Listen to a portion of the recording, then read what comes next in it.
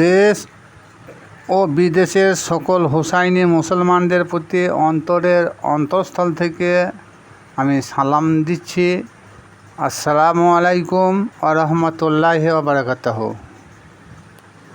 আজকে ভিডিওটার মূল বিষয় হবে পবিত্র কীভাবে হওয়া যায়।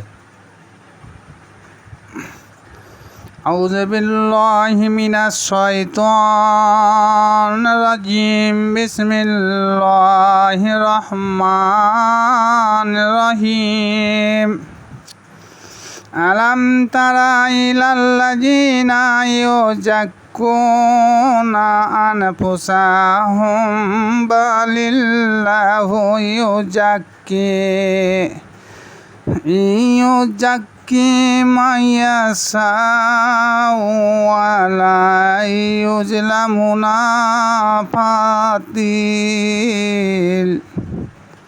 সূরা নিসা আয়াত নম্বর 49।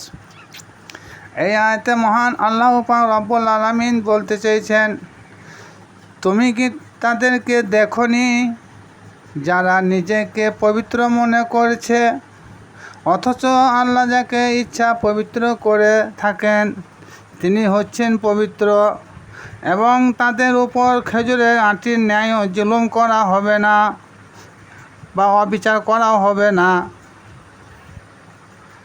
এখানে ফাতিল শব্দ অর্থ হচ্ছে খেজুরের আঁটির মাঝখানে যে ফাটল থাকে সেই ফাটল পরিমাণও তারপরে জুলুম অত্যাচার অনাবিচার করা হবে না। তাহলে এখান থেকে বোঝা গেল যে কোনো ব্যক্তি যদি অজু, কলমা, নামাজ, রোজা, হজ, যাকাত এসব পালন করে নিজেকে পবিত্র বলে মনে করে, কখনো তা পবিত্র নয়। এটা নিজেকে পবিত্র বলে মনে করে এটা ভুল হবে। কারণ মহান আল্লাহ পাক রব্বুল আলামিন তিনি বলতে চাইছেন যে আমার ইচ্ছা অনুযায়ী আমি যাকে খুশি পবিত্র করি, এবং তাদের প্রতি খেজুরের আঁটির যে মাঝে ফাটল থাকে সে ফাটলের ন্যায়ও জুলুম করা হবে না। তাহলে এখানে আল্লাহ যাকে খুশি পবিত্র করতে পারেন। এবং অন্য আয়াতে এসেছেন, অন্য আয়াতে আল্লাহ পাক রব্বুল আলামিন বলেছেন যে আমি যাকে খুশি ইজ্জত দিই, যাকে খুশি বেইজ্জতি করি, যাকে খুশি আমি মুলুক দান করি, যাকে খুশি আমি ফকিরি দান করি। হ্যাঁ, কুলিল্লাহুম্মা মালিকুল মুলকি তুতিল মুলকা মান তাশা ওয়া তানজিল মুলকা মিম্মান তাশা ওয়া তুইজ্জু মান তাশা ওয়া তুজিল্লু মান তাশা ও বিয়াদিকাল খায়র ইন্নাকা আলা কুল্লি শাইইন কাদির। আল্লাহ বলছে আমি যাকে মুলুক দান করি তাকে ছিনে দিতে পারবে না, আর আমি যাকে যা মুলুক ছিনে নিই তাকে মুলুক দিতে পারবে না। আমি যাকে ইজ্জত দিই তাকে বেইজ্জতি করতে পারবে না, আর আমি যাকে বেইজ্জতি করবো তাকে ইজ্জত দান করতেও পারবে না। এবং এই আয়াতেও এটাও বলছেন যে আমি যাকে পবিত্র করব সেই হবে পবিত্র, আর যাকে পবিত্র করব না সে কখনো পবিত্র হতে পারে না। সূরা শামস আয়াত নম্বর 10। এই আয়াতে মহান আল্লাহ পাক রব্বুল আলামিন বলেন, কাদ আফালা মান তাজাক্কা। কাদ আফালা মান তাজাক্কা অর্থ সেই ব্যক্তি সফল কাম হয়েছে যে নিজেকে জাকাতের বিনিময়ে পবিত্র করেছে। এখানে কিসের জাকাত? এখানে আল্লাহ পাক রব্বুল আলামিন তিনি ক্লিয়ার করেন নাই, সে কথা আল্লাহ স্পষ্ট বর্ণনা করেন নাই। আমরা সবাই জানি যে টাকা, সোনা, রূপো, জমির ধান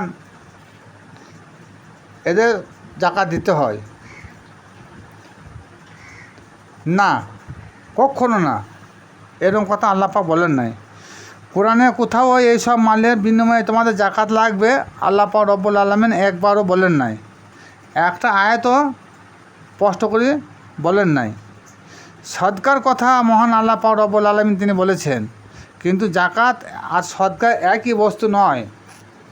জাকাত হলো ফরজে আইন, কিন্তু সদকা ফরজে আইন নয়, ইহা হচ্ছে ওয়াজিব। করলে ভালো, না করলে কোনো গুনাহ হবে না। স্বেচ্ছায় দানকে বলা হয় সদকা।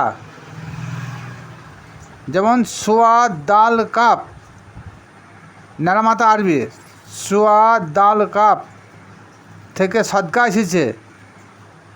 এই উচ্চারণটা সঠিক হবে সিদ্ক। এই সিদ্ক ধাতু থেকে সদকা। এই সিদ শব্দ থেকে সদকা এসেছে। সদকার শাব্দিক অর্থ হলো কি? সদকা শাব্দিক অর্থ হলো মনের সত্যতা প্রকাশ করা, মনের সত্যতা প্রকাশ করা। আবার কোনো এক আল্লাহর ওলি লিখেছেন যে সাদিক শব্দ থেকে সদকা এসেছে, কারণ সাদিকের 3টে অক্ষর, সোয়াদ দাল কাপ সাদিক, সোয়াদ দাল কাপ সদকা। তাই জন্য কোনো এক আল্লাহ ওলি বলছেন যে সাদিক শব্দ থেকে সদকা এসেছে।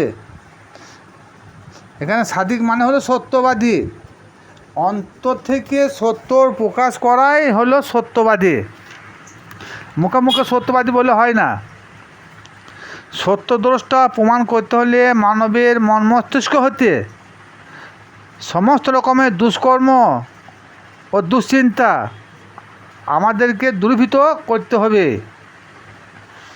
মুখে বলছি আমরা সত্যবাদী সত্যবাদী সত্যবাদী, কিন্তু আমাদের মন মস্তিষ্কে সর্বদাই মিথ্যা, পরনিন্দা, পরচর্চা সব জড়িয়ে রয়েছে। এবং সূরা তাওবা 60 নম্বর আয়াতে মহান আল্লাহ পাক রব্বুল আলামিন তিনি সদকার কথা উল্লেখ করেছেন, জাকাত নয়। এই সদকাটাকে বর্তমান বড় বড় মুহাদ্দিস আলেম ওলামায়ে কেরামরা তিনারা বলেছেন জাকাত আর সদকাকে এক বলে চালিয়ে দিয়েছেন। তা হয় না। জাকাত আলাদা শব্দ, সদকা আলাদা শব্দ, দুটোই আরবি শব্দ। তাহলে তোমরা সদকা করো এবং স্বেচ্ছায় দান করো, সূরা তাওবা 60 নম্বর আয়াত। ফকির, মিসকিন, সদকা আদায়কারী, কৃতদাস মুক্ত করার জন্যে,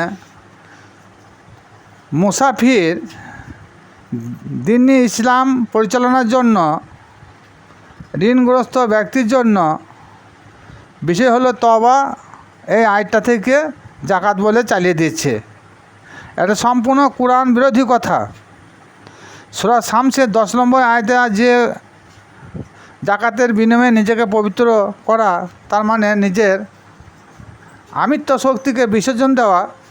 আমরা যখন কোনো আল্লাহর ওলির সংস্পর্শে থাকিয়ে নিজের স্বরূপগুলোকে নিজের মধ্যে, নিজের মন মস্তিষ্কের মধ্যে যে স্বরূপগুলো রয়েছে সেগুলোকে বিসর্জন দিতে পারছি না। আর যখনই আমরা সেগুলো বিসর্জন দিতে পারবো তখনই আমরা আল্লাহর পক্ষ থেকে পবিত্র হয়ে যাব। তাছাড়া পবিত্র হওয়ার কোনো দ্বিতীয় রাস্তা নাই।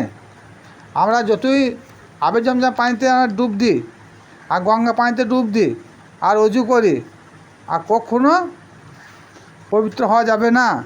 কারণ আমাদের মনের মধ্যে 360টা মূর্তি বিরাজ করছে। যে 360টা মূর্তির জন্যে কাবাগৃহ অপবিত্র ছিল। তা মানব দেহের মধ্যে আসল কাবা হচ্ছে মানব দেহ। সে মানব দেহের মধ্যে যে বহুত মূর্তি রয়েছে, বড় বড় সুফিবাদকে আমরা আল্লাহ উলিরা তিনারা বর্ণনা করেছেন যে মানব দেহের মধ্যে 360টা ওরকম মূর্তি রয়েছে। যে মূর্তিটা কাবাগৃহে ছিল, তদ্রূপ মানব দেহের মধ্যে 360টা যে মূর্তি রয়েছে, এই 360টা মূর্তিকে দেহ থেকে বিতাড়িত করতে হবে, তবেই এই মানব দেহটা পবিত্র হবে, নচেত হবে না। তাছাড়া পবিত্র কোনো রাস্তায় পাওয়া যাবে না। কারণ আল্লাহর ওলির হাত আল্লাহরই হাত, তিনার পবিত্র হাত দ্বারা যাকে খুশি তাকেই পবিত্র করতে পারেন। কারণ আল্লাহ পাক রব্বুল আলামিন বলেছেন যে যখন কোনো ব্যক্তি আমার হয়ে যায়, আমি তখন তার হয়ে যায়। আমি তার হাত আমার হাত, তার পা আমার পা, তার জবান আমার জবান। সে যে চোখ দেখে আমি সেই চোখ দেখি। সে যে হাতে কর্ম করে সে হাতটা আমি, তার হাতে আমি কর্ম করি। সুতরাং একজন আল্লাহর ওলি তিনার চক্ষু, কর্ণ, নাসিকা, জিহ্বা, ত্বক, পঞ্চ ইন্দ্রিয় সবই আল্লাহরই হয়ে যায়। সুতরাং আল্লাহর ওলির সঙ্গে দৈহিক আকারে আল্লাহর কোনো পার্থক্য থাকে না। সুতরাং আল্লাহর ওলির হাত আল্লাহর হাত, আল্লাহর ওলির জীবন আল্লাহর জীবন। সুতরাং আমাদের ওই রকম যদি নিজেকে পবিত্র হতে হয়, পবিত্র করব মনে করে কেউ নিজেকে, তাহলে ওই রকম একজন আল্লাহওয়ালার ব্যক্তির সান্নিধ্যে নৈকট্য লাভ করতে হবে। তিনি আমাদেরকে পবিত্র করবেন। তাছাড়া নামাজ রোজা হজ জাকাত করে পবিত্র হওয়া যাবে না। কারণ মনের মধ্যে যে ষড়রিপুগুলো রয়েছে ওগুলোকে দুর্বৃত্ত করতে হবে। আর দুর্বৃত্ত করতে হলে একজন আল্লাহওয়ালা নেককার বান্দার নিকট ওটা বসা করতে হবে, তবেই নিজেকে পবিত্র করা যাবে। নচেত যতই আপনি তাহাজ্জুদ গুজারেন আর জিকির করুন, নিজেকে পবিত্র করতে পারবেন না। কিন্তু মৌখিকভাবে আপনি জিকির করছেন, মৌখিকভাবে তাহাজ্জুদ পড়ছেন, কিন্তু অন্তর থেকে জিকির হচ্ছে না, অন্তর থেকে তাহাজ্জুদ হচ্ছে না। সুতরাং অন্তরকে সাফাই বা পবিত্র করতে হলে একজন আল্লাহওয়ালা ব্যক্তির সঙ্গে ওঠা বসা করতে হবে। তিনি যেভাবে শিক্ষা দেবেন সেই শিক্ষা অনুযায়ী আমাদের আমল করতে হবে, তাহলে নিজেকে পবিত্র বলে মনে করতে পারবো। আসসালামু আলাইকুম, খোদা হাফেজ।